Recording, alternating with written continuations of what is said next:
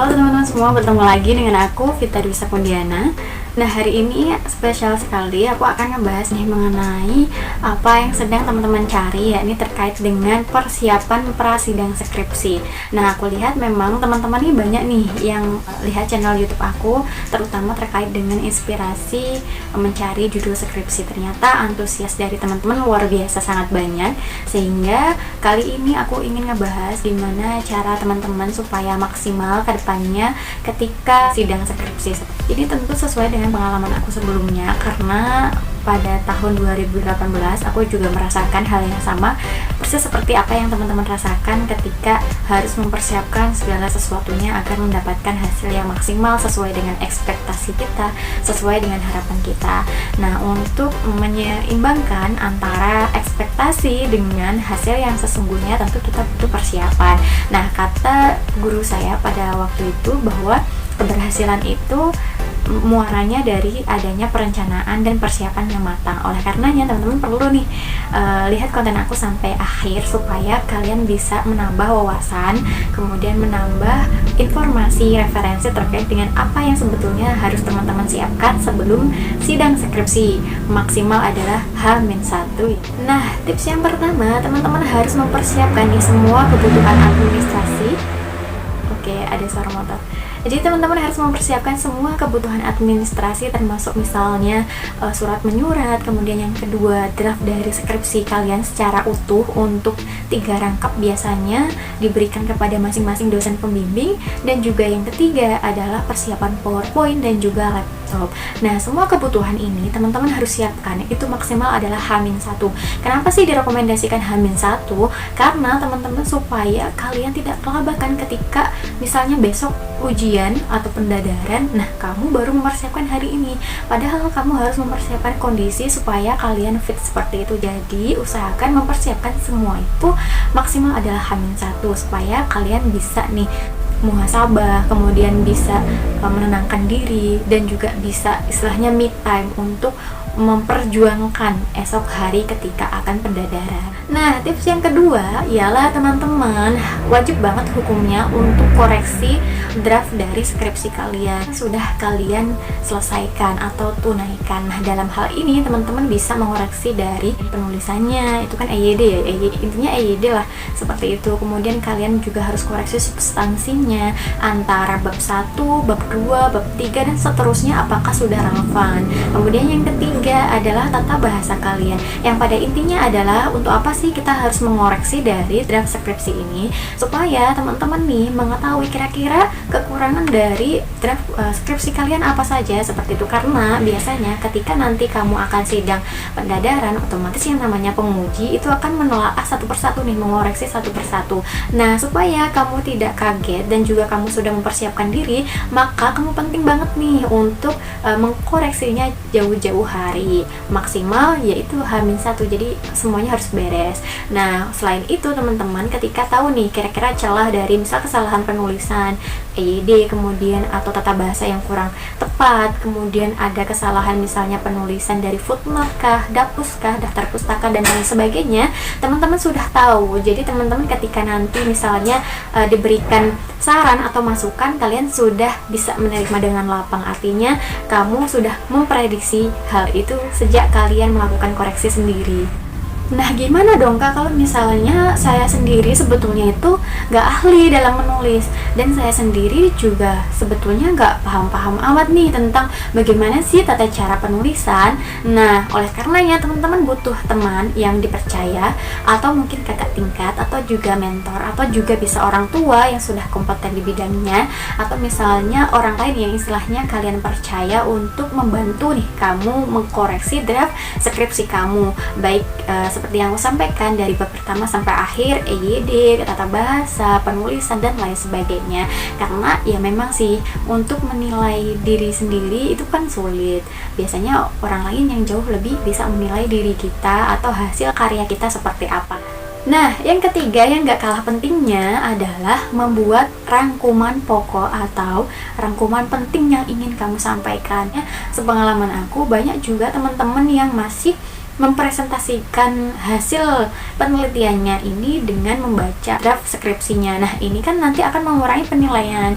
Jadi sebisa mungkin teman-teman untuk membuat rangkuman ini agar membantu teman-teman ketika menyampaikan. Istilahnya kalian cukup membuat misalnya kertas kecil, kemudian tulis poin-poinnya, kira-kira latar belakang apa aja yang perlu sampaikan, kemudian urgensinya apa, yang ketiga bisa menyampaikan rumusan masalah, kemudian dan seterusnya, metode dan seterusnya, seperti itu. Intinya inti-inti aja, jadi kalian nggak perlu nih buka-buka dulu seperti itu, apalagi nanti kalian sudah ditunjang nih yang namanya PowerPoint. Jadi jangan sampai ada PowerPoint teman-teman menjelaskannya dengan membaca draft skripsi kalian, karena bagaimanapun cara penyampaian kita itu pasti dinilai oleh pihak penguji.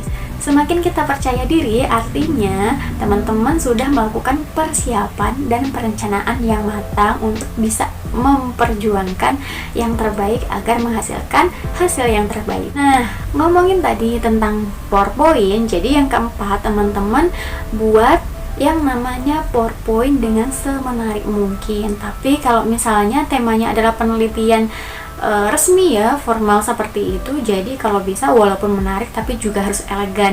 Jadi jangan sampai nih teman-teman membuat PowerPoint itu yang kurang relevan. Misal penelitian kalian tentang hukum tapi background yang kalian gunakan misalnya bunga-bunga, kemudian tokoh kartun dan lain sebagainya. Jadi usahakan kalian membuat PPT-nya semenarik mungkin tapi juga elegan sesuai dengan tema besar dari penelitian kalian, karena hal itu akan bisa membuat para penguji ini terpukau dan membantu kalian untuk lebih percaya diri menyampaikan penelitian kalian. Nah, selanjutnya teman-teman penting banget untuk mencari celah pertanyaan dari draft skripsi kalian.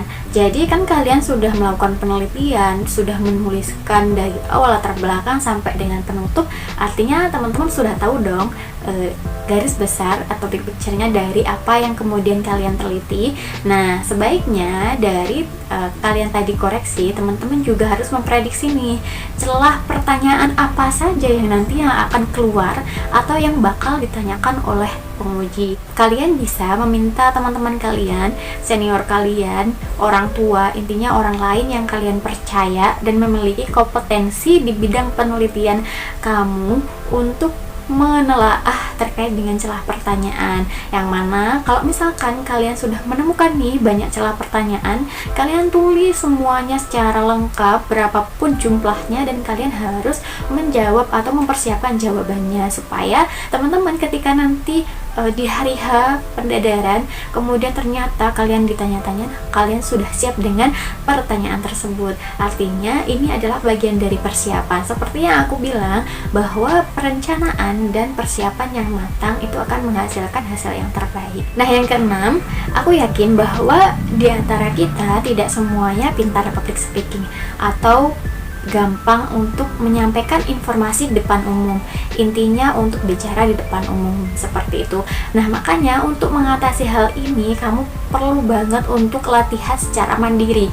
Gimana dong Kak caranya? Kamu bisa menggunakan cermin, kemudian latihan presentasi. Kan kalian tadi sudah membuat yang namanya rangkuman kecil. Nah, itu bisa kalian gunakan atau kamu gunakan untuk berusaha mempresentasikan hal tersebut. Nah, latihan presentasi ini teman-teman juga harus membatasi, jadi menggunakan timer seperti itu. Nah, biasanya kan dalam presentasi sidang skripsi itu kan nggak lama ya, paling 15 menit. Nah, seumpama kalian diberikan waktu 15 menit untuk menyampaikan penelitian kalian seperti apa, nah gunakan waktu itu dengan maksimal. Caranya ya tadi, latihan sebanyak mungkin, apalagi buat kamu yang tidak terbiasa harus berbicara di depan umum. Nah, kalau misalnya kalian dirasa sudah cukup nih, sudah cukup percaya diri dan cukup mampu menyampaikan presentasi, langkah selanjutnya adalah teman-teman butuh orang lain untuk menyimak presentasi kalian.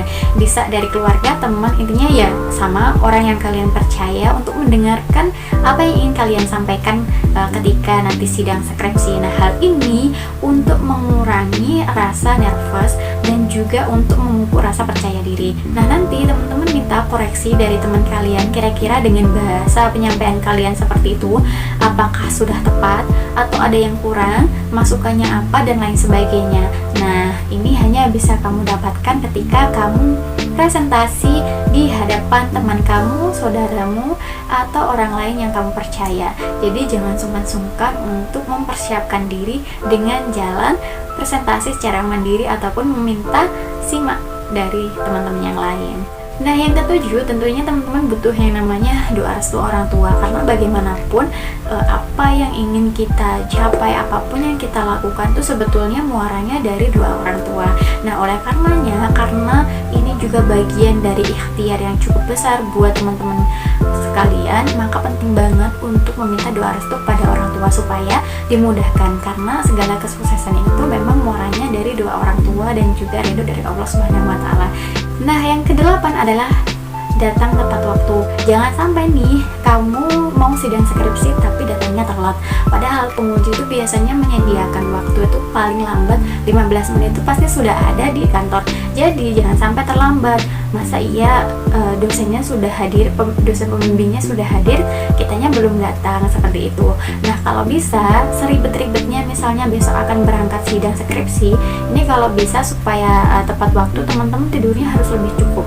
Artinya teman-teman kesehatannya dijaga, itu pertama. Yang kedua, kiranya barang-barang yang bakal dibawa besok itu sudah ada penanggung jawabnya. Jadi kamu bisa meminta bantuan saudara, teman dekat, kemudian pasangan dan lain sebagainya. Intinya yang membantu kalian untuk memudahkan besok supaya nggak telat, seperti itu. Jadi kamu bisa meminta misalnya pertolongan untuk membawakan barang ini, barang itu, dan lain sebagainya. Nah, yang kesembilan adalah catat semua masukan ataupun informasi yang disampaikan oleh dosen pembimbing. Nah, ini penting sekali karena kedepannya teman-teman harus melakukan revisi. Ya, namanya penelitian, apalagi kita baru sebagai mahasiswa, jam terbang kita, pengalaman kita tidak jauh lebih banyak dengan dosen pembimbing kita. Oleh karena itu, penting kita harus mencatatnya supaya hasil revisi kita nanti ketika diserahkan draftnya itu sesuai dengan harapan mereka. Nah, yang terakhir adalah percaya diri. Siapa lagi yang bisa membuat kita percaya diri kalau bukan kita sendiri? Kita harus tetap percaya diri bahwa kita mampu, bahwa kita bisa, karena sebetulnya tidak ada penelitian yang buruk atau penelitian yang betul-betul bagus, karena senyatanya kita sama-sama belajar dan dalam penelitian itu pasti ada celah kekurangan yang bisa diperbaiki dan bisa disempurnakan di dalam penelitian selanjutnya, seperti itu. Nah, jangan pernah ragu untuk melangkah, jangan pernah ragu untuk memaksimalkan ikhtiar, karena tanpa perjuangan itu nggak ada yang namanya kemajuan. Dan kalau misalnya kita tidak pernah merasakan rasanya kegagalan, maka kita tidak akan pernah merasakan nikmatnya bagaimana berjuang mendapatkan sebuah keberhasilan. Sekian ya teman-teman yang bisa aku sampaikan. Semoga video ini bermanfaat, bisa membantu teman-teman semua yang sedang memperjuangkan sidang pendadarannya. Aku harap memang video ini menambah informasi, referensi dari teman-teman semua. Kalau memang teman-teman merasa video ini bermanfaat dan juga bisa menambah wawasan, kemudian insight baru dan lain sebagainya, jangan lupa untuk tonton terus video aku selanjutnya. Dan kalau misalkan kamu belum sempat subscribe aku, subscribe sekarang ya. Nah, jangan lupa juga kalau misalkan kamu betul-betul ingin teman-teman kamu juga merasakan yang hal sama, kamu bisa share video ini agar manfaatnya semakin luas diterima oleh banyak orang. Nah, kalau misalnya kamu ada pertanyaan, silakan kamu tulis di bawah ya. Dan jangan lupa kalau misalkan kamu ada masukan, kemudian ada misalnya informasi-informasi penting yang kiranya bisa membangun video ini selanjutnya, kamu juga bisa menuliskannya di kolom komentar atau misalnya kamu di email aku yang aku cantumkan ya. Sekian yang bisa aku sampaikan. See you di next video selanjutnya.